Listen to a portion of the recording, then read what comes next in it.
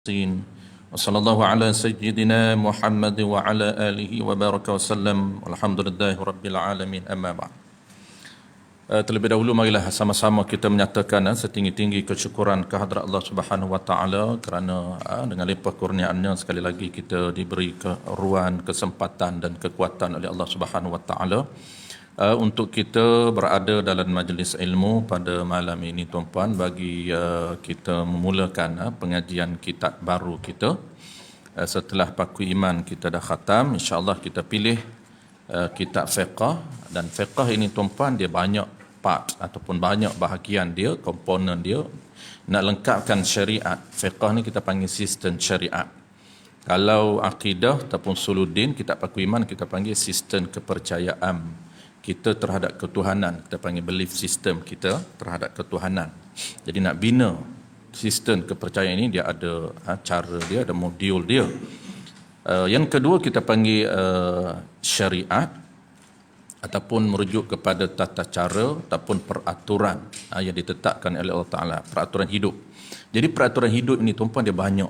Lepas tu kita kena lengkapkan kesemuanya, bukan satu sahaja. Peraturan yang pertama, dia bermula dengan tata cara bersuci di dalam kitab fiqh. Yang kedua, ibadat. Tata cara pelaksanaan setiap ibadat. Sama ada solat, puasa, zakat, haji, ada 4. Ibadat ni merujuk kepada 4 bahagian.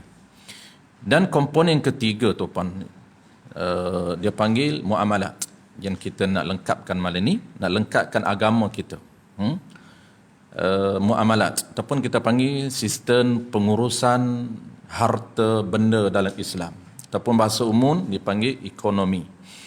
Panggil sistem ekonomi Islam, bermula daripada jual beli sampailah kepada akad hutan, piutan, pajak gadai, pinjam meminjam, sewa. Last kali dia ada panggil apa, tapi kita itu tak ada. Dia ada sistem hamba. Kita dia tak ada, dia ringkas, kita ringkas. Itu yang komponen ketiga dalam agama kita. Yang keempat, munakahat. Keempat, munakahat. Jadi 4 ini asas yang kita mesti rangkumkan untuk menyempurnakan agama kita, kena cover ke 4. Tak boleh kita fokus solat saja, puasa, zakat, haji. Muamalat kita skip, dan juga munakahat kita skip. Itu 4 yang asas tanpa kita bincang. Yang terakhir, jenayat. Yang terakhir, jenayat. Tapi jenayat tu, tuan-puan, kalau kita tak sempat cover pun okey. Sebab dia tidak menjadi tuntutan fardu ain ke atas kita. Kalau mati tak sempat belajar jenayat, kita terlepas tanggungjawab kita. Di akhirat kelak Allah akan tanya satu persatu hak kita dengan Allah ataupun tanggungjawab kita dengan Allah yang mesti kita bereskan, iaitu 4 asas ini. Mudah tuan-puan nak faham syariat kita, agama kita ni dia macam body, macam badan kita. Badan kita, tangan sebahagian daripada badan, kaki sebahagian daripada badan, perut sebahagian daripada badan, kepala sebahagian daripada badan. Jadi kita nak lengkapkan badan kita, mesti semua kita jaga.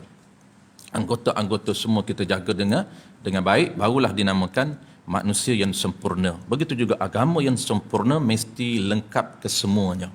Baik, saya tuan-puan, insya-Allah hari ini kita akan mula kitab kita ini, iaitu kita pilih idaman penutup.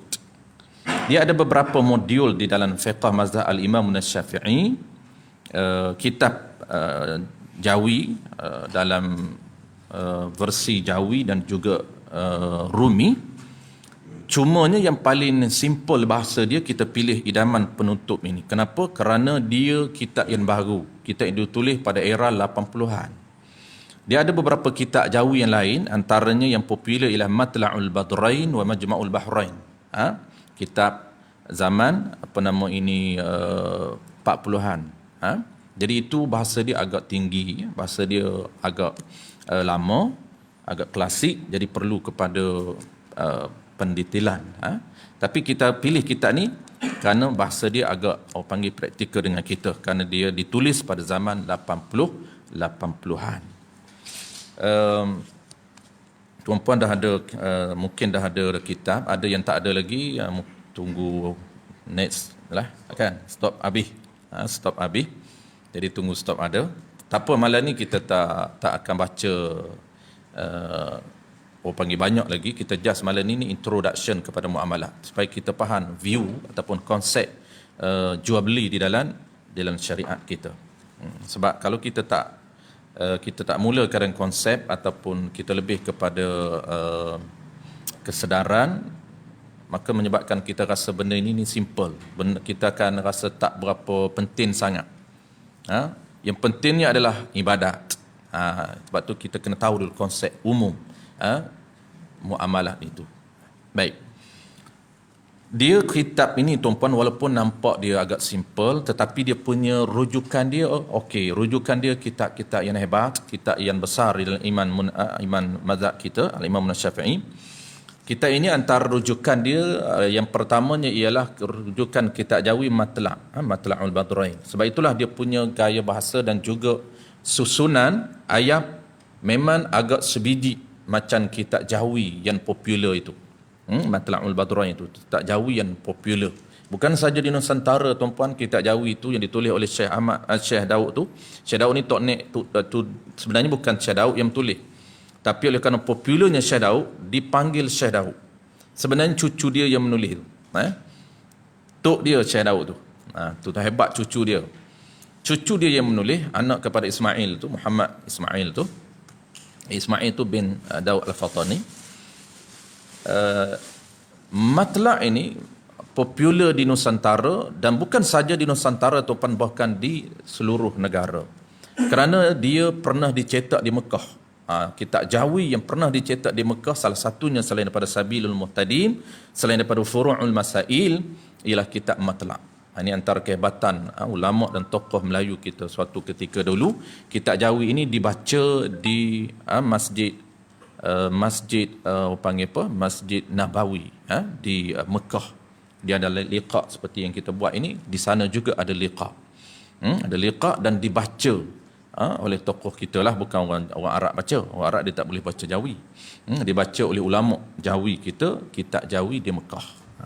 Kitab rujukan yang kedua ialah dia menggunakan kitab Arab yang popular, iaitu nama dia ialah kitab I'anatul Talibin. Ini antara kitab yang popular, kitab Arab modul mazhab Syafi'i yang popular di seluruh dunia. Kerana dia kitab Arab yang dipakai hampir di seluruh institusi pengajian. Yang kitab yang ketiga rujukan dia tuan-puan, kitab yang popular juga, nama dia ialah Al-Baijuri Ibn Qasin Al-Imamu Baijur. Imam Baijur ini berada di Baijur. Baijur tu nama kampung dia di Mesir. Ulama popular yang berada di Mesir. Dan juga begitu juga I'anatul Talibin ini, Syekh Bakri Shatta, dia merupakan ulama yang terkenal di negeri Mesir. Bakri Shatta. Dia syarah bagi kitab Fathul Mu'in. Fathul Mu'in itu penulis dia orang India. Antara ulama terkenal India. Terkenal bukan saja di benua India, tapi di seluruh dunia kitab dia, Fathul Mu'in.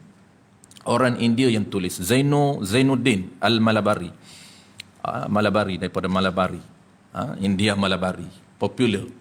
Kenapa dia popular? Sehingga disyarah oleh orang Arab. Orang Arab ni dia jarang nak syarah kitab ajam. Maksud kitab ajam ni penulis yang bukan Arab. Dia penin. Macam kita lah. Kita tulis Melayu. Orang yang nak syarah kitab Melayu kita ini adalah orang foreigner. Memang payah tuan-puan. Melayu kena syarah Melayu. Sebab dia ada seni yang tidak mampu dipahami oleh orang luar. Ada bahasa ni tuan-puan. Setiap bahasa dia ada seni yang tersendiri, yang terkadang walaupun orang tu belajar bahasa dia, dia sukar untuk memahami. Kenapa? Kerana mesti orang bahasa itu juga. Kerana dia mesti berada di lapangan. Banyak bahasa-bahasa Melayu ni kadang-kadang kita tak boleh nak cerita dengan makna, tapi kita faham. Begitu juga kalau orang India, kitab India kena syarah India juga. Tetapi spesialnya kitab I'anatul Talibin tu, syarah satu rujukan kitab kita ini disyarah oleh orang Arab yang bernama Bakri Shatta. Kenapa jawab Bakri Shatta? Kenapa dia cuba mendetailkan? Dia panggil syarah ni mendetailkan. Matan tu poin penting. Kerana dia kata dia melihat Fathul Mu'in ini mutiara yang ada di dalam kitab itu sangat luar biasa, sangat bagus, sangat bermanfaat. Sehingga dia memilih untuk syarah. Jadi India yang tulis poin disyarah oleh orang Arab yang nama dia Bakri Shatta. Sebab itulah kalau kita baca kitab Fathul Mu'in tuan-puan, dia agak lintapukan sedikit. Dia tak ikut struktur. Kadang-kadang dia mencelah yang tidak ada kaitan. Itu standard lah. Bakri Shatta kata ini standard lah orang India. Memang dia itu gaya bahasa dia. Dia cakap-cakap tiba-tiba dia cross dengan luar topik. Itu standard. Bakri Shatta pun pening juga mula-mula kan. Dia baca-baca, kita duk bincang tajuk air, tiba-tiba dia bawa datang tajuk zakat. Kan luar tu tajuk perbahasan. Itu memang gaya bahasa Syekh Zainuddin Al-Malabari. Kerana dia orang India. Tapi yang hebatnya tuan-puan, kenapa hebat Syekh Zainuddin? Malah ni kita kena ulama tuan-puan. Kita berkenalan dengan ulama tokoh hebat. Ulama ni hebat dia tuan-puan. Dia ni kalau dia wali Allah, kehebatan dia ni, ulama ini, kita menyebut nama dia itu pun dah berkat. Ini ulama apatah Nabi. Sebab tu Nabi ni sesiapa yang selawat banyak kata Nabi, berkat rahmat turun kepada dia. Nabi kehebatan luar biasa diri Nabi. Sebut nama dia, perbanyakkan nama dia. Dan ulama pun orang yang hampir dengan Nabi. Kalau taraf dia wali tuan-puan, dia akan menyuburkan hati kita. Dia akan menyuburkan hati kita mendengar kisah-kisah para wali. Sebab itulah kita hampir dengan ulama, hampir dengan nama, hampir dengan para wali Allah, kita tidak akan rugi, bahkan akan bertambah berkat hidup kita. Syekh Zainuddin ni hebat dia tuan-puan. Kenapa dia hebat? Kerana dia anak murid kepada, ini yang hebat orang Arab ambil ni, kerana dia murid kepada Ibnu Hajar. Ibnu Hajar ni masya-Allah tuan-puan, terkenal dalam dunia Islam, mazhab kita terutamanya kerana dia mazhab Al-Imam Syafi'i.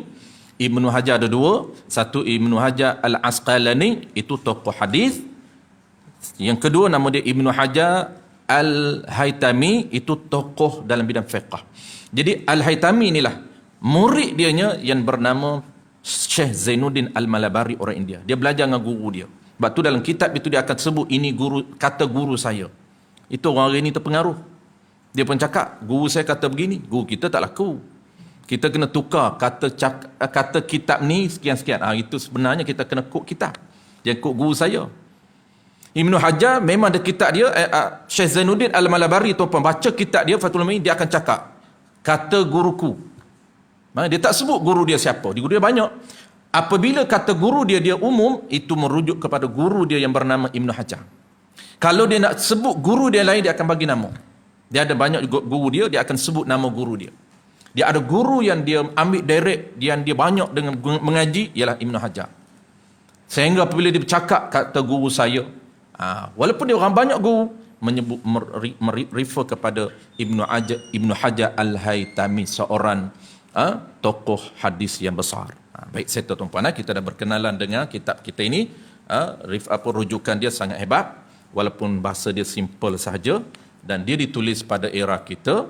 Bukan bermakna dia ini value dia biasa-biasa, tidak.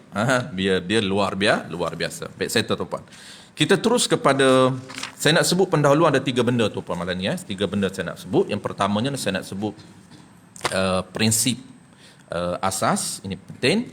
Yang kedua saya nak sebut tentang apa yang kedua? Dia lupa dah. Ingat tak apa nama ni? Zali. Kalau Zali ingat, power dia boleh baca dalam minda saya. Yang pertamanya saya nak sebut prinsip umum, atau panggil prinsip umum dalam muamalat. Yang kedua yang saya nak sebut, ingat dah, tujuan kita belajar jual beli. Kenapa? Tujuan ni penting tuan-puan, supaya kita nak bina kesedaran kita kenapa penting belajar ilmu jual beli. Dan ketiga tuan-puan, penutup saya nak sebut implikasi kepada akad jual beli, sah dan tidak sah. Ini penting. Kenapa kita perlu belajar? Kerana implikasi setiap transaksi jual beli setiap hari, dia ada kesan dia. Bukan mana bayar dah bayar dah, ambil tukar barang. Okey lah dia kata. Simple saja syariat dia. Dia kata dah bayar, kita bagi duit, dia bagi barang. Itulah jual beli. Sangat simple dalam jual beli dia. Kesan dia kata tak perlu bincang. Kesan apa lagi, dah ada barang dah. Barang dah ada, dah boleh makan. Apa perlu nak bincang apa lagi? Kita akan bincang implikasi dia. Baik. Sebelum saya sebut 3 benda tuan-puan, kita akan mula sedikit saja malam ni. Makna jual beli kita akan letak di minggu depan tuan-puan, minggu akan datang. Baik, qala al-musannif rahimahullah subhanahu wa ta'ala,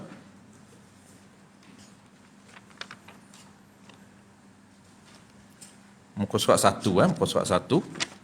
Bismillahirrahmanirrahim. Baik, sebelum tu tuan-puan, sebagai tradisi kita mulakan kitab sama saja, semua kitab-kitab kita akan mulakan dengan bacaan Al-Fatihah. Kita hadiahkan kepada penulis kita ini dan kita hadiahkan kepada semua guru-guru kita, para ulama, guru-guru kita, para wali-wali. Dan last sekali jangan lupa tuan-puan, kita hadiahkan Fatihah kepada ibu bapa kita dan sekalian muslimin muslimat hidup. Ingat itu tuan-puan, selepas ni tuan-puan baca kitab, itulah dia punya trend dia. Jangan lupa watak-watak penting. Pengarang kitab bagi hadiah kat dia, nak ambil berkat. Yang kedua, guru-guru kita. Kita hadiahkan Fatihah kepada semua guru-guru kita dan para ulama. Dan yang ketiga, tak lupa ibu bapa kita. Tanpa mereka tidak ada kita. Jangan lupa setiap Fatihah dan setiap ibadat kita niat hadiah kepada ibu bapa kita dan juga sekalian muslimin dan muslimat sama ada hidup ataupun mati. Al-Fatihah. A'udzubillahi minasyaitonirrajim. Bismillahirrahmanirrahim. Alhamdulillahi rabbil alamin. Arrahmanirrahim. Maliki yaumiddin. Iyyaka na'budu wa iyyaka nasta'in. Ihdinas siratal mustaqim. Siratal ladzina an'amta 'alaihim ghairil maghdubi 'alaihim waladdallin. Amin. Bismillahirrahmanirrahim. Dia mulakan dengan Bismillahirrahmanirrahim. Ini kita tak akan baca tuan-puan, kita dah baca dalam paku imam. Yang kedua, pendahuluan kedua, Alhamdulillahirabbil alamin. Ini pendahuluan yang kedua. Segala puji milik Allah Subhanahu wa taala. Jadi milik Tuhan yang bernama Allah Subhanahu wa taala. Rabbil alamin, Tuhan yang mana? Tuhan yang mengurus ataupun mengelola semua alam. Baik, settle. Yang ketiga, pendahuluan ketiga, dia ada 4 introduction. Semua kitab sama saja, ataupun 3 pendahuluan. Pendahuluan yang ketiga, wassalatu wassalamu ala sayyidina Muhammad asyrafil mursalin wa ala alihi wa sahbihi ajma'in. Pendahuluan ketiga, dan juga dia mulakan kitab kita ini dengan selawat dan salam. Kita nak ucap selawat dan ucap salam ni ke atas siapa? Ala sayyidina, ke atas penghulu kami, yakni ketua kita, ketua seluruh umat Islam. Nama apa ketua kita? Muhammad asyrafil mursalin, yang bernama Muhammad. Kita nak sebut mention macam tu okey, tapi jangan direct tanpa gelaran dia. Jangan kita direct tanpa gelaran dia, itu haram tuan-puan, selalu kita sebut. Jangan kita kata Muhammad bin Abdullah tanpa memulakan gelaran dia, itu haram, adab dengan Nabi. Kerana Nabi ini manusia yang sangat luar biasa. Jangan nak banding dengan ibu bapa kita, guru-guru kita. Dia nak dibanding dengan makhluk yang mulia, Jibril. Jibril itu tuan-puan antara makhluk yang mulia. Dia orang yang hampir dengan Allah Ta'ala. Dan dia ni special. Kalau tidak ada Nabi tuan-puan, kejadian yang mulia ialah Jibril. Tetapi dibandingkan dengan Nabi, Nabi berada ranking yang tertinggi kejadian. Sebab tu alam dia berbeza. Kita selalu sebut alam Jibril dengan alam Nabi kita, dia berbeza, lebih tinggi alam Nabi kita. Kerana Nabi kita dia berada di alam mustawa, ataupun dia panggil alam azamat, azamut, hadrawat. Itu semua alam-alam Nabi kita. Sama saja tuan-puan, jangan pening, sama saja. Dia panggil alam yang tertinggi, alam paling special, alam paling mulia. Itu saja, mudah kita nak sebut nama dia. Tak reti sebut dalam bahasa Arab, tak apa. Yang paling penting kita faham menggunakan bahasa kita. Alam Nabi kita, alam tersendiri. Dia saja, tidak kongsi dengan orang lain. Itu dia panggil luar biasa. Maka manusia yang luar biasa dan paling mulia, paling special ini, memang kita kena muliakan dia lebih daripada orang lain. Kalau lain pun kita panggil guru kita, kita panggil cikgu, kita panggil ustaz, kita ayah kita panggil ayah, kita panggil abi, kita panggil bapa, tak panggil direct nama dia. Kenapa? Kerana ta'zim, memuliakan. Nabi kita lebih lagi. Jangan kita kurang adat. Kadang-kadang orang kurang adat tu dia tak perasan sebenarnya tuan-puan. Dia tak perasan kerana dia tak dapat pendedahan begini. Sebab tu dia sebut biasa je. Tiru gaya Muhammad. Tengok, dia kata, kita tiru gaya Nabi kita. Sepatut macam tu. Dia tak tiru gaya Muhammad. Hebat kan Muhammad ni. Macam cerita kawan dia hebat. Kawan dia pun dia muliakan. Tiru kawan saya.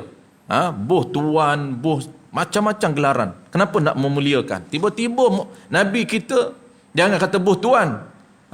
Terus direct Muhammad. Saya pernah sebut kat tuan-tuan beberapa buku yang pernah diterbitkan sebelum ni. Kalau dalam bisnes tuan-tuan, saya biasa dengan buku-buku bisnes. Tahun lepas diterbitkan bisnes gaya Muhammad. Saya tak beli. Saya banyak buku bisnes. Saya beli satu buku bisnes ni saya akan baca sebulan, saya akan khatam satu. Itu dia saya punya style. Quran tu lebih lagi. Jangan tuan tanya pula, Quran Ustaz tak baca?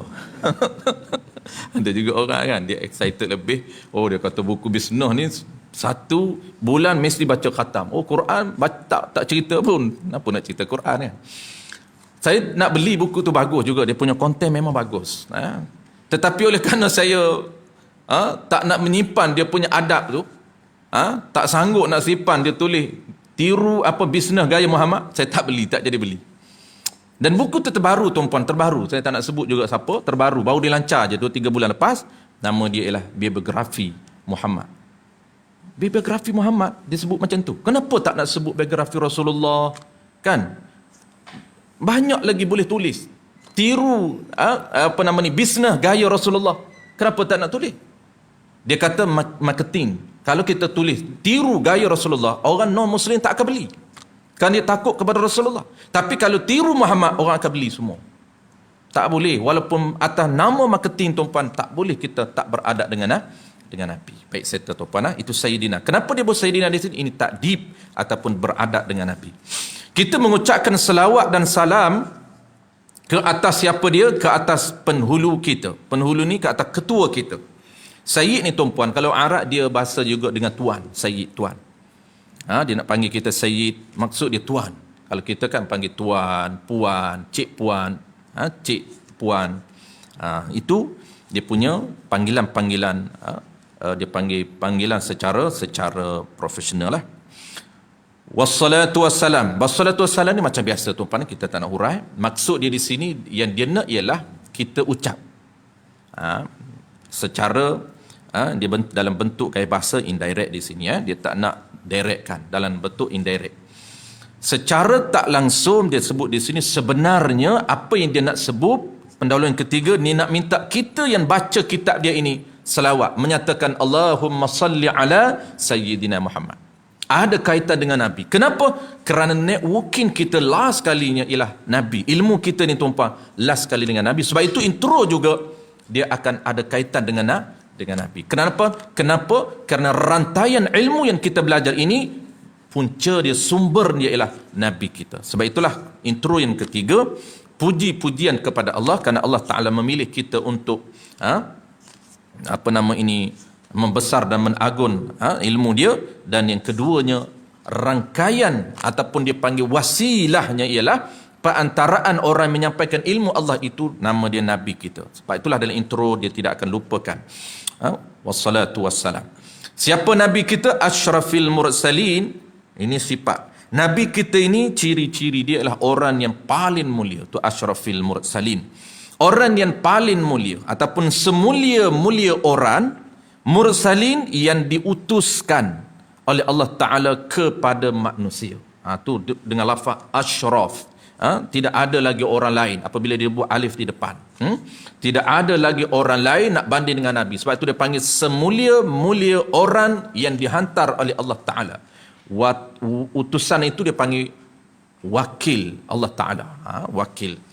Wa ala alihi, dan ucapan juga tuan-puan sunat kita combine dengan sahabat Nabi. Allahumma salli ala Sayyidina Muhammad wa ala ali Sayyidina Muhammad, ataupun wa ala alihi wa sahbihi ajma'in. Dan ucapan salam juga kepada ahli keluarga Nabi kita, wa sahbihi, dan sahabat ajma'in sekaliannya. Sahabat Nabi kita ajma'in sekaliannya. Baik, serta tuan-puan, 3 pendahuluan. Ataupun di T dia panggil 4 pendahuluan. Kenapa 4? Masuk sahabat. Tapi asasnya kita 3. Syukur kepada Allah bahawa kita masuk pendahuluan penulis. Syukur kepada Allah bahawa penggal pertama, idaman penutup pada menhuraikan yang kusut, bahagian ibadat dengan pertolongan Allah telah tamat. Jadi dia nak cerita bahawa dia dah telah tamat menulis kitab dia, idaman penutup jilid pertama, membincangkan tentang 4 benda. Pertamanya taharah, tata cara bersuci. Yang keduanya tata cara pelaksanaan solat. Yang ketiganya siyam ataupun puasa. Yang keempat zakat. Dan yang kelima haji. Settle. Kemudian dia masuk jilid yang kedua. Mudah-mudahan apa yang terkandung di dalamnya, di dalam jilid yang pertama, diharapkan jadi panduan yang berguna kepada pembacanya. Amin ya rabbal alamin. Ini doa penulis. Antara tujuan tuan-tuan para ulama kita, tujuan para ulama kita memilih kitab-kitab para turath, kitab-kitab ulama, tokoh-tokoh hebat ini, salah satu yang mereka naknya lah, salah satu, selain daripada ilmu, mutiara ilmu yang sangat hebat di dalamnya, ulama kita nak doa. Ini tengok benda kecil sahaja, tapi diambil kira oleh ulama dulu. Kata ulama kita dulu, kenapa dia memilih kitab-kitab turath? Ada kitab kontemporari, tetapi dia memilih kitab-kitab lama, kitab-kitab turath. Kenapa? Kerana penulis-penulisnya orang-orang yang hebat, orang yang telah terbukti kewaliannya. Lepas dia mati barulah timbul, oh Syekh Daud seorang wali Allah. Paku iman tuan-puan, paku iman. Dia mati baru digembar-gemburkan, oh wali Allah. Kenapa? Kerana ada tanda-tanda. Yakin kita bukan tahu, kita hanya baca wali ini berdasarkan tanda zahir sahaja. Dan begitu juga dengan kitab-kitab yang lain, antara yang mereka nak benda kecil bagi kita tapi besar bagi para ulama. Apa dia? Doa penulis di dalam kitab. Di dalam kitab ini, di awalnya dia doa, di belakangnya dia doa. Apa dia doa? Mudah-mudahan akan memberi manfaat kepada orang yang membaca. Siapa yang membaca kitab dia doa, memberi manfaat. Dan manfaat ini sangat benda umum tuan-puan, sangat umum. Memberi manfaat sama ada manfaat ilmu ataupun manfaat benda lain kita tak nampak. Kadang-kadang sebab tuan-puan dia belajar ilmu dalam kitab itu, Allah berikan benda yang luar biasa dia tak nampak. Berikan keberkatan pada keluarga dia. Allah berikan keberkatan kepada harta benda dia. Berkat harta benda dia. Walaupun sedikit tapi rasa cukup. Dan bertambah lagi rezeki dia. Anak dia jadi, isteri dia jadi. Tu panggil berkat. Walaupun tak bertambah. Orang kita nak berkat bertambah. Di atas saya tak berkat isteri ustaz, tak bertambah daripada dulu sampai hari ni. Tak berani nak kahwin ramai. Tu bukan pasal tak berkat, pasal nakut nak kahwin lain. Bukan takut ustaz tak mampu lagi. Tu betul. Tak mampu. Bukan tak mampu harta, dia nampak harta je orang kita ni. Takkan tak mampu lagi ustaz, duit 8,000 tu. Bulan-bulan ikan 8,000 tak mampu kat mana? Dia nak sebut mampu, duit je. Mampu banyak, dia kena kira. Ilmu pun kena kira, ambil kira. Orang nak kahwin ni tuan-puan, asas yang dia nak elak daripada haram. Dulu haram seorang aja. Tarik tak settle seorang aja. Tambah seorang lagi pula tarik. Dia patut dia selangkah kaki ke syurga dah. Kahwin 2. Isteri kedua pula tarik. Sebab beberapa orang panggil tanggungjawab dia dengan isteri dia tak settle, tak akan lepas tuan-puan. Tak boleh masuk syurga mudah-mudah kita. Sebab tu saya selalu sebut, boleh kita nak kahwin ramai, nak tolong ni sebab dia nak tolong. Salah satu orang nak kahwin ramai sebab niat dia bagus. Niat dia hebat, nak kahwin, nak bantu ni, nak bantu janda-janda, nak bantu orang panggil andartu-andartu ni. Baguslah tu niat dia. Tapi ingat, pertama dia kena, kemampuan dia dah ada, kemampuan fizikal dia ada, kemampuan harta dia ada. Yang pertama, kemampuan ilmu. Itu asas. Nak elak daripada kita haram. Sebab tuan-puan, kalau tak ada ilmu poligami, dia tak akan mampu berlaku adil menurut sistem syariat yang sebenar. Jangan cerita lain tuan-puan, cerita pasal orang panggil giliran. Giliran dia kena tahu yang mana wajib, yang mana sunat, yang mana afdal. Afdal ni kena buat giliran macam mana nak dapat pahala afdal. Jangan cerita wajib lagi. Saya ikut kawan saya besar. Kawan saya buat dua. 2 hari mah isteri kedua, 2 hari mah isteri muda. Dia ikut kawan dia, bukan ikut kitab mana-mana. Ini berhati-hati. Kena mengaji dulu munakahat, lepas tu kahwin lah 10. Kahwin 10, Zailing. Kahwin 4 cukup lah. Baik, settle. Ni doa dia tuan-puan. Ni tempat yang kita akan dapat manfaat daripada membaca. Sebab tu tuan-puan, kenapa nak baca kitab Tok Syekh Daud? Tok Syekh Daud ni karamat luar biasa. Siapa mengaji kitab-kitab Syekh Daud, insya-Allah berkat. Saya ni tuan-puan, saya cerita peribadilah, personal. Saya ni yang boleh sedikit sebanyak ilmu ni berkat berada dalam majlis. Duduk dalam majlis ulama. Duduk dalam majlis wali Allah. Kalau tahulah dia tu ulama besar, tuan-puan, duduklah sekejap pun tak apa. Ziarahlah dia, tak apa. Saya ada yang saya ziarah dan saya mengaji. 2, saya perhatilah, Allah Ta'ala bantu saya ni tuan-puan. Melalui 2 orang, saya nampaklah apabila lepas saya mengaji tu, saya nampak ada perubahan, ada anjakan daripada dulu. Seorang yang tuan-puan, nama dia ialah orang panggil, kalau di Kelantan dia panggil Babullah Lubuk Tapah. Babullah Lubuk Tapah ni tuan-puan, saya tak jauh dengan rumah. Orang Kelantan ni kalau dulu 80-an, saya hidup dalam 80-an tuan-puan, memang pondok setiap kampung. 70-an lagi setiap kampung. Pergi kampung depan sikit ada pondok. Berkat. Jadi saya ni salah satu pondok yang tak jauh dengan kampung saya. Kampung saya tu ada pondok Bangun Stol. Depan sikit tu pondok Tasik Berangan, tapi mati zaman saya, zaman ayah saya. Mati dah, zaman saya bangkit tu dah mati. Zaman saya hidup mati. Depan sedikit tu 2-3 biji kampung Lubuk Tapah. Lebih kurang 15 minit nak pergi ke rumah saya. Jadi saya duduk Lubuk Tapah ni tuan-puan. Saya tak duduk di pondok, saya berulang. Jauh. Tok Guru kata berulang je. Pondok penuh masa tu. Saya duduk tu memang tak faham tuan-puan. Masa tu 20 tahun. 19, tu telah 19, 20. Memang tak faham. Tetapi duduk juga. Walaupun tak faham duduk, ini orang panggil berkat, benda tak nampak. Sehingga Allah dorong kita itu untuk hijrah ke Kedah. Dan hijrah ke Kedah ni tuan-puan, tokoh yang kedua yang saya rasa ada yang boleh merubah hidup saya ini, yang dapat ilmu sedikit ni, ialah Tuan Guru Haji Cik. Sama juga tuan-puan, 2 orang tua ni bagi saya dia adalah orang yang luar biasa. Bukan orang biasa. Maksud dia kalau kita bahasa kasar, tapi orang tak sukalah sebut. Kita kata wali Allah. Karamah dia sangat luar biasa. Sangat banyak karamah dia. Mana karamah ni, wali Allah ni tuan-puan, salah satu kita nak kenal dia adalah karamah. Dia tak sama dengan kita. Kerana ada kedua-dua tokoh ini karamahnya sangat banyak. Tuan Guru Haji, saya sempat belajar dengan dia kitab Sulam Musibiyah, bab zakat. Tak banyak, satu kitab tu saja. Tu pun tak khatam. Tapi saya kata saya boleh berubah ni kerana berkat Tuan Guru. Selepas dia mati tuan-puan, saya mengaji dengan guru lain, saya hingga nampak mudah faham, nampak mudah ingat. Itu panggil berkat. Sebab tu penting tuan-puan, aura kewalian tu sangat penting, dia membantu kita berkat. Sebab tu orang dulu kenapa dia hijrah, cari guru ke guru, bertukar guru, dia nak cari guru yang betul-betul, yang solid. Baik, settle tuan-puan, ini doa dia. Maka mulai dari hari ini, mulai dari 11 Rejab 1403 bersamaan dengan 24 April 1983, berikut pula penggal yang kedua. Bahagian muamalat atau dengan ibarat yang lain disebut urus niaga, dan segala yang bersangkut paut dengannya, dengan urus niaga dan bad nikah. Dalam kitab kita dia ada 2 tuan-puan. Kita akan cover semua. Settle jual beli, settle muamalat, lebih kurang 15 ke 18 tajuk. Kemudian terus kita munakahat. Kita akan cover bab kahwin. Baik, settle tuan-puan. Jual beli dan hukumnya insya-Allah kita akan baca minggu depan. Kita masuk baca minggu depan makna jual beli.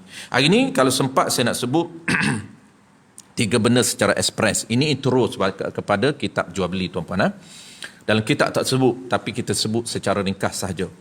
Pertama tuan-puan, saya nak sebut tentang prinsip umum ataupun dipanggil prinsip asas di dalam muamalat.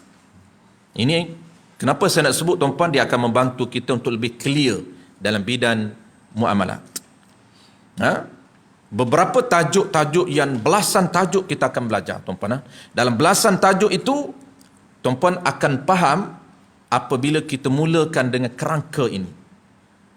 Kerangka ini sebenarnya tak perlu pun, tapi kita just untuk nak sharing juga, untuk nak membantu tuan-puan lebih clear apa yang kita akan belajar.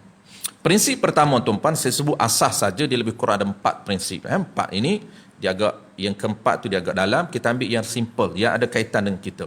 Prinsip yang pertama, tuan-puan, dia panggil akad pemilikan. Dia panggil akdun tamlik wa tamalluk. Dia panggil akad ataupun kontrak pemilikan. Apa dia pemilikan ni, tuan-puan? Pindah kuasa, pindah milik. Daripada kereta milik A, tuan-puan nak pindah milik kepada B, maka cara dia, ini kita nak belajar cara. Dia ada mekanisme yang Allah sediakan untuk kita. Kita pilih banyak tajuk. Dia tak rigid macam ibadat. Tak. Ibadat kalau Allah Ta'ala kata duha, subuh dua, dia tak boleh adjust. Tetapi muamalat dia lebih anjal. Boleh pilih yang mana akad yang kita nak. Tak rigid kepada jual beli saja, tidak. Sebab itulah kenapa saya nak sebut kerangka. Kalau kita tak faham kerangka, inilah menyebabkan dia agak, mindset dia ataupun dia punya minda dia agak rigid, dia agak konservatif nak jual beli walaupun tak boleh. Tak sah jual beli, you boleh tukar kepada akad lain. Tak boleh, jual belilah. Ni kan kita jual beli. Payah, tuan-puan. Orang yang minda tak terbuka, dia panggil minda muamalat tak jelas. Dah azam dah. Okey. Jadi kita memang baru nak mula, dah azan dah. Kita sebut prinsip saja malam ni. Itu pun saya sebut 2 saja. Dia ada geduk sini. Ke geduk bunyi tu. Ingat geduk real. Kalau ada real bagus Balik kita budak-budak dulu baru dengar kan. Tak dengar dah. Dia tua-tua tak ada dah. Dah hilang dah geduk tu. Bila geduk berbunyi kan, lagu Raihan. Baik, settle, tuan-puan. Satu ni akad pertukaran milik. Kenapa? Kerana supaya kita tak nak rigid, benda tak boleh jual beli, tak apa, kita tukar akad lain. Sebab tu penting nak tahu. Jadi akad pemilikan, tuan-puan, dia ada banyak choice. Pertamanya akad jual beli, termasuk akad pindah milik. Yang kedua akad hebah, termasuk akad pindah milik. Yang ketiga akad hadiah, termasuk akad pindah milik. Yang keempat akad hebah bisawat, termasuk akad pindah milik. Banyak lagi, akad hutan, akad pindah milik. Akad pinjam tidak. Akad pinjam dia tak termasuk akad pindah milik. Baik, saya tuan-puan, mudah saja. Akad pertama akad pindah milik. Salah satunya ialah kita nak belajar jual beli. Jual beli, kenapa kita nak guna jual beli? Kerana jual beli ni satu kontrak, satu akad, satu cara yang Allah sediakan untuk kita sebagai cara proses pertukaran milik barang daripada A kepada B. Maka salah satu cara yang Allah beri ialah nama dia jual beli. Kalau kita tak nak jual beli, boleh kita guna yang kedua, ketiga, keempat, kelima dan keenam. Banyak lagi. Saya tuan-tuan. Yang kedua, dia ada 4 tadi, saya sebut dulu 2 malam ni, insya-Allah kita sambung lain kali, mungkin saya akan sebut bila-bila secara tak langsung. Yang kedua, tuan-puan, dia panggil, sepatut yang kedua ni akad ibahah dulu, tapi saya buat dulu yang kedua, nakluliyat. Yang kedua, tuan-puan, akad nakluliyat. Kenapa kena saya letak yang kedua? Kerana dia ada hubung kait yang sangat rapat. Tak boleh jual beli, kalau ada benda tak boleh pindah milik, syarat tak membenarkan barang ini untuk pindah milik. Kita kena kenal pasti, tuan-puan. Ada beberapa barang yang syarat tidak membenarkan untuk kita pindah milik dengan jual beli, hebah, sedekah, hebah bisawat dan sebagainya. Tak boleh. Mana-mana akad yang berada dalam list pindah milik tak dibenarkan. Kenapa? Kerana akad yang kedua ini, nama dia, tuan-puan, prinsip yang kedua, nama dia lah akad naqlul yadi. Jarang kita dengar, tuan-puan, bahasa kita ni ialah pertukaran ataupun perpindahan pengurusan macam ni. Kita terjemah naqlul yadi ni, kita panggil pindah kuasa mengurus. Naqlul yad, pindah kuasa mengurus. Milik tak boleh. Just handle saja. Maksud bahasa lain tuan-puan, barang ini tidak dibenarkan milik kita, bukan milik, tetapi barang ini berhak ke atas kita. Kita ada hak saja, kita tidak ada milik. Maknanya tuan-puan, kalau tuan-puan biasa dengar dalam istilah yang akan datang kita guna, ini hak si fulan, dia tak guna ini milik si fulan, kita faham itu maknanya Islam tak benarkan pindah milik. Itu kita boleh kenal berdasarkan terma yang digunakan oleh syarak. Tapi kita orang Melayu dia nak dua-dua, hak milik kan. Orang Melayu kan selalu dia suka combine. Hak milik. Hak milik ni sebenarnya dia milik, bukan hak milik. Milik si fulan. Kalau hak si fulan. Hak ini kuasa, dia berhak untuk mengurus, milik tak boleh. Ini tertentu kepada barang yang najis. Barang yang bercampur dengan unsur najis tidak dibenarkan milik oleh kita. Ini mazhab kita Syafi'i. Saya lupa nak sebut di awal tadi tuan-puan, modul kita mengikut channel Al-Imamun Syafi'i, bukan Iman Malik dan Iman Hanafi. Kalau Iman Malik tuan-puan boleh jual najis. Boleh jual tai ayam, boleh jual tai lembu, boleh jual baja yang ada najis, boleh. Kan kita beli baja-baja pokok bunga kan. Pergi nursery, kita beli baja bunga yang najis, maka tidak boleh dijual beli. Jangan akak jual beli dengan dengan bos. Jangan akak jual beli dengan penjual. Kena akak naqlul. Naqlul ni tuan-tuan perlu kepada kepahaman yang lebih. Kenapa? Kerana apabila kita faham naqlul, kita sangkakan akad naqlul. Bukan, naqlul tu nama. Macam tadilah milik tu nama, tapi dia ada akad dia. Akad naqlul ni saya sebut secara ringkas tuan-puan, kita menggunakan apa? Kita menggunakan hebah, tapi hebah bukan milik. Ini tempat yang perlu kita fokus. Hebah itu nama merujuk kepada naqlul. Ni saya hebah kepada penjual atas dasar milik, bukan. Hebah tu asal dia berada dalam list pertukaran milik. Sebenarnya dia berada dalam pertukaran milik. Tetapi dalam naqlul pindah kuasa mengurus daripada tai ayam baja ini daripada penjual kepada saya. Naqlul nak tukar milik, nak tukar kuasa mengurus melalui apa? Melalui akad hebah. Tetapi hebah ini hebah bukan pindah milik, tapi hebah nak pindah kuasa mengurus. Ini saya naqlul, saya pindah urus kuasa mengurus, hebah RM5. Tanya baja berapa ban? Kata baja RM5 saja. Baja ini ada unsur-unsur najis, maka kita pun kata dia syarat tuan-puan, syarat naqlul dia mesti kena tahu dua-dua. Tak boleh tak tahu. Kita mesti deal dulu. Deal macam mana? Kata contoh dia Cina, dia tak tahu. Melayu pun kadang-kadang ada tak tahu juga. Kita samalah. Kata ni, baja ni tak boleh jual beli ban. Jadi kita naqlul. Dalam mazhab kita Syafi'i tak boleh jual beli. Jadi kita naqlul. Saya hebah ini, hebah pindah kuasa mengurus. Kalau dia tak faham pun, jelaslah. Dia tak faham juga, ambil lah RM5 ni.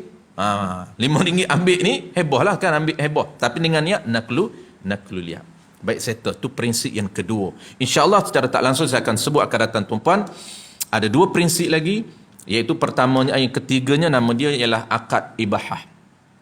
Ini penting juga tuan-puan. Dalam praktikal harian memang kita akan guna. Akad ibahah ni dia berada pada prinsip ketiga. Dia bukan pertukaran milik, tidak. Dia bukan berada dalam list pertukaran milik, tidak. Kalau kita nak pindah milik, kita tuan-puan kena tengok list berada dalam prinsip pertama. Nak beli, nak pindah milik makanan, pindah milik apa pun, kita tengok apa kau nak guna. Jual beli boleh guna tak? Cek jual beli boleh guna. Okey, kita guna jual beli. Tak boleh guna jual beli, guna hebah. Kenapa? Kerana kita dah cek syarat-syarat dan terma dan syarat tak boleh nak patuh, maka tak boleh guna jual beli. Maka tak boleh guna jual beli, tengok list banyak lagi. Hebah boleh, hadiah boleh, hebah bisawak boleh. Baik, settle. Yang ketiga tuan-puan, dia ada nama dia akad. Prinsip yang ketiga dia panggil aqdul ibahah ataupun ibahatul intifak. Dia panggil apa? Dia panggil kita membenarkan orang lain menggunakan harta benda milik kita secara percuma. Itu dia panggil ibahah. Adakah pindah milik? Tidak. Dia bukan pindah milik. Barang itu tetap kekal milik kita. Kalau kita beri pinjam kepada orang lain tuan-puan, kita akan belajar akan datang, dia ada terma dan syarat pinjam meminjam. Dia ada terma dia. Cuma secara umum kita beri pinjam. Apa maksud pinjam? Beri dia guna, izin dia guna manfaat, benefit barang milik kita, dan dia kena pulan balik. Itu dia panggil akad ibahah. Dan ibahah ni ada dua tuan-puan, akan datang kita akan sebut ibahah lidhiyafah. Inilah ibahah yang real ibahah. Dia panggil ibahah lidhiyafah. Ibahah lidhiyafah ini kita membenarkan tetamu untuk menggunakan barang milik kita tanpa sebaran bentuk charge. Itu dipanggil mengizinkan, membenarkan orang lain menggunakan barang milik kita khas untuk tetamu. Maka itu dinamakan ibahah. Dipanggil dalam prinsip yang ketiga, akad itu bukan pindah milik, bukan pindah kuasa mengurus, tetapi membenarkan orang lain menggunakan harta milik kita secara percuma. Milik kita, harta milik tetap milik kita. Dia tak boleh ambil, tak boleh milik, tetap milik kita. Sebab itu dia kena follow syarat-syarat pinjam. Ada dua. Pertama dia panggil ibahah lidhiyafah, khas untuk tetamu. Bukan di rumah saja, di mana saja tetamu. Macam saya sebagai tetamu, maka air di depan saya ini tuan-puan, air ini termasuk dalam prinsip yang ketiga, iaitu ibahah lidhiyafah. Sebab itu saya tak perlu minta, tanya pengerusi, tanya imam, saya nak minum air, minta izin. Tak perlu minta izin. Kenapa? Kerana dia berbeza dengan pinjam. Sebab tu ada dua. Satu tuan-puan, akad ibahah ni ada dua. Ini tempat yang perlu fokus, kerana kita jangan dengar tuan-puan. Sebab tu kita akan ulang-ulang. Yang dah biasa follow tempat lain tu, dia dah cair dah, tak apalah. Cair pun dia lagi bertambah cair lah. Yang kedua tuan-puan, dia panggil ibahah intifak. Ibahah intifak ni pinjam kena minta izin. Yang tadi ibahah lidhiyafah tak perlu minta izin. Kalau tuan sebagai tetamu, tuan-puan pergi ke rumah siapa pun, tak perlu minta izin. Dia bawa keluar makanan, terus ngap, terus belasah, terus hantam. Kenapa? Tak perlu minta izin. Ini tempat yang kita perlu tahu. Kadang-kadang orang warak, dia tak benar kawan dia nak pegang, dia tempih tangan. Haram, minta izin dulu. Oh, hebat dia. Ni warak tak kena gaya dia bagi. Kena belajar, bukan boleh warak tiru. Ilmu Islam bukan tiru vasi. Bukan tiru vasi. Banyak hari ni tuan-puan orang ambil Islam dengan semangat, menyebabkan dia akan menggunakan teknik tiru vasi. Bahaya tu. Dia tengok kawan dia pakai serban, dia pakai serban. Dia tak tahu pakai serban hukum sunat, hukum afdal, kaifiat macam mana, dia tak tahu kaifiat. Ada kaifiat sunat, kaifiat afdal. Hukum pakai serban sunat. Ada afdal, tekniknya macam mana. Nak sunat, macam-macam boleh buat sunat. Dapat pada sunat, tuan-puan letak macam mana pun sunat. Tanpa memilih warna, tanpa memilih kain. Ambil kain orang perempuan kita pun boleh. Dapat pada sunat. Tuan-puan perasa ada orang tua-tua dulu. Kalau Kelantan banyak. Kan dia nak keluar, dia ambil kain lepas tu kan. Kita kain syah lah. Dia nak keluar ke kebun, dia pakai kain ni. Cuma dia beza, dia tak panggil serban, dia panggil semutar. Sama lah tu. Dia panggil semutar. Ni letak belik. Dia pergi kebun, dia nak buat, dia pergi di sawah dia, nak pergi menebah, dia akan pakai semutar. Kalau kita pakai serban lah. Nama saja beza. Dia ambil warna putih, pergi surau, pakai serban. Dia ambil warna kain lepas yang multi color tu, macam-macam warna kain lepas tu, pergi kebun, dia panggil semutar. Nisbah je bezanya. Macam dia lah. Dia tu balik rumah ayah dia, anak dia panggil ayah. Keluar pondok, orang panggil tok guru. Sama je. Benda yang sama. Tu. Jadi tak boleh tiru vasi tu puan. Baik, kembali balik pada tadi. Kat mana Zailin tadi? Hilang habis. Ibahah tuan-puan. Jadi ibahah ni tuan-puan, kalau tuan-puan pergi di rumah orang, ataupun ke surau, ataupun yang ketiga ke tempat kenduri, sama tu konsep ibahah. Tempat kenduri tuan-puan nak makan tak perlu minta izin, ngap ajalah. Pergi duduk tak perlu minta izin. Tuan apa, mana tuan ni? Dia tak suruh kita makan lagi. Jenuh nak suruh tuan-puan, orang ramai. Sampai ke petang tak suruh. Balik macam tu tak makan lah kalau warak. Belasah aja, duduk aja, ngap. Ambil sebanyak mana pun tak apa. Tidak ada halangan. Melainkan dia dah ada dah. Tak boleh tambah. Itu tak boleh, haram tambah. Ada signal, dia tak ada tulis tu nampak ni sangat. Ada tulis. Kalau dia tak tulis, dia tanda macam mana? Dia akan berdiri. Kan ada budak tukang bubuh. Tu dia tahu dah, jangan menambah ni. Kalau tak malu muka, minta lah. Kalau ada isyarat, kalau ada signal, tak boleh tambah, haram tambah. Tak perlu minta izin. Kenapa tak perlu minta izin, tuan-puan? Kita kena tahu, ini termasuk dalam ibahah. Dia benarkan orang lain makan. Tetapi ada dua tempat. Ibahahnya ada dua. Ibahah diyafah, ini pada tetamu. Kalaulah tetamu, dia sebagai status tetamu, maka tak perlu minta izin. Kenapa? Kerana dia termasuk ibahah diyafah. Dan yang kedua yang perlu minta izin, dia panggil ibahah intifak. Membenarkan orang lain menggunakan benefit harta milik dia, ini termasuklah pinjam. Kalau ibahah pinjam, tuan-puan, mesti minta izin. Tak boleh. Macam kita hari ni, tuan-puan, sapu selipar kawan kita, tak minta izin pun, katanya pinjam. Ini haram. Itu masuk curi. Kita akan belajar. Ni pergi nak ambil wuduk. Kita ni tak ada tempat lain. Di surau lain-lain.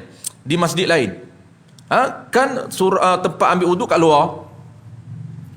Kan nak pergi tempat ambil wuduk kena pakai selipar. Nak pakai selipar, dia sayang selipar mahal, tak boleh kena air. Sayang selipar dia. Dia sapu, dia belasah selipar kawan dia. Dia tengok selipar buruk. Buruk pun harta orang. Selipar Jepun ni. Jepun pun harta orang. Jadi kira Jepun ke Sepanyol ke apa. Jepun pun harta orang. Haram dia pinjam tanpa minta izin. Dia pun sapu. Kalau hak masjid lain, sebab tu kena pilih hak masjid. Ni tak, bukan hak masjid. Dia tahu hak orang lain ni. Hak jemaah duduk atas tu. Dia sapu, dia guna. Kita tanya dia, kenapa guna hak siapa tu? Ada hak jemaah ni kot. Lepas tu pinjam lah sekejap nak pergi ambil wuduk ni. Dapat pahala. Dapat pahala apanya? Dia kata orang atas dapat pahala. Dapat pahala apa? Untuk dapat dosa, kata tak minta.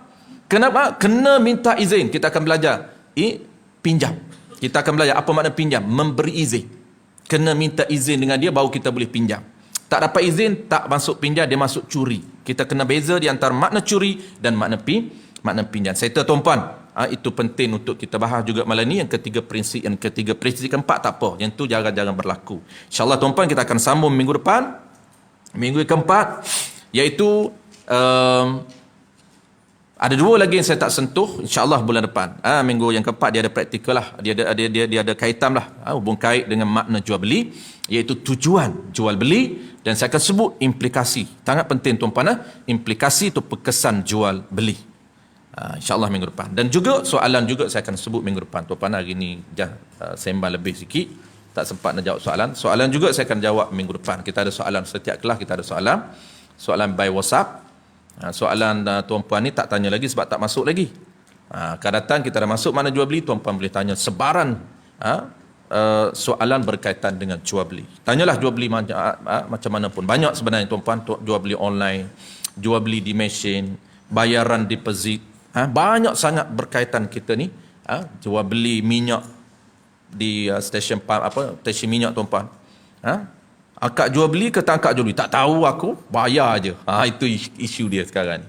Jadi kita dah nak bertukar, nak ada anjakan, tuan-puan, nak beranjak kepada sistem ekonomi Islam. Kenapa? Kerana pahala. Minggu depan kita akan sebut. Sebab pahala tu dia berada pada yang kedua. Saya nak sebut yang kedua, tujuan akad jual beli. Di situ kita akan nampak pahala. Kita ni duk nampak ni pahala ni semayang, puasa, zakat, haji saja. Kita tak nampak jual beli itu ada pahala. Pertukaran bayaran, jolok duit di mesin, tuan-puan, jolok duit di mesin. Jolok duit di mesin tu kita kena tahu atas apa sebenarnya. Simpan duit di bank, apa yang kita nak guna, mesti semua ada. Itu membezakan di antara conventional system dengan Islamic system. Dia beza tuan-puan di akad. InsyaAllah sangat banyak dia punya praktikal yang kita akan bincang, supaya setiap aktiviti ekonomi kita ada pahala. Sebab kita sekarang ni, tuan-puan, kita nak create pahala melalui tabung muamalat. Adapun akaun ibadat kita dah lama kita create pahala. Akaun sedekah, akaun baca Quran, akaun bantu orang, dah banyak pahala. Sekarang ni yang banyak burnnya ialah banyak pahala duk masuk haram juga melalui transaksi jual, transaksi pertukaran. dia penting, saya nak sebut minggu depan ni sebab apa? Sebab dia kalau tak sah dia haram. Itu bahaya dalam Islam tuan-tuan. Bukan saja dia kalau tak sah okey, dia tak jadi fasidah, tak apa. Ini impak dia akan jadi fasidah. Dia akan jadi kesannya fasidah. Itu yang bahaya. Wallahu a'lam. Bismillahirrahmanirrahim. Alhamdulillahirabbil alamin. Wassalatu wassalamu ala asyrafil anbiya'i wal mursalin wa ala alihi wa ashabihi ajma'in. Allahumma faqihna fid din wa 'allimna ta'wil waj'alna minal ulama'il 'amilin waj'alna minal mukhlisin. Wa sallallahu ala sayyidina Muhammadin wa ala alihi wa baraka wa sallam. Alhamdulillahi rabbil alamin.